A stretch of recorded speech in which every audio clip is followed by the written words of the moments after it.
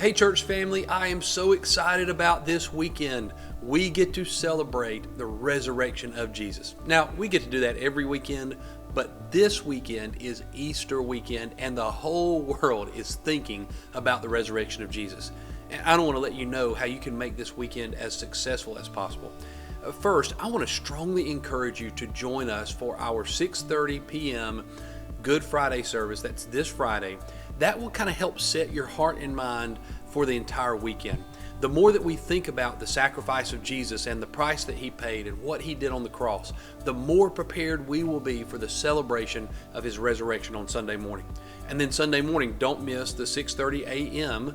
sunrise service. That'll be at our Schillinger Road property. If you need directions to that, call the church office or email us at info@fbtc.org and we can let you know how to get there. But join us for that. It'll be a short service, but a powerful service as we gather together early in the morning on the first day of the week, just like those early followers of Jesus when they first found the empty tomb. I can't wait to celebrate that with you. Then we'll be back here for our 8 a.m. worship gatherings. We'll have two worship gatherings, 8 a.m. and 10:30 a.m. And let me just say, if you're kind of on the fence about which one of those you should go to, it would really help us out if you would choose the 8 a.m. worship gathering. We're expecting a larger than normal crowd for our 10:30 a.m. worship gathering, and it would really help us if we had some more of you come to the 8 a.m.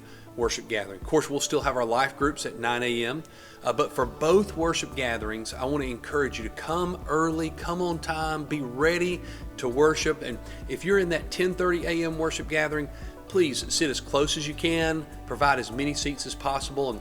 And please, if you are sitting in a pew, if you would try to sit as close to the middle as you possibly can, that will really help our guest services and ushers see where there are available seats. It can be really difficult for them to tell where there are available seats, especially when everyone's standing up, and you could really help us in that way. Also, be ready and willing to give up your seat and go to our overflow area in the chapel, especially if you see guests come in or faces that you don't recognize. We want to make sure that those who are coming for the first time have the opportunity to experience what it's like to be in the room with us for our worship gathering. If you're in the choir and orchestra and you see that the room is packed after our song service, after the song portion of our service, when you come down out of the choir, would you consider staying in the choir room where you'll also be able to see and hear the service? You can even invite your family to join you in there. We want to provide as much space as possible for our guests, especially those who are coming for the first time.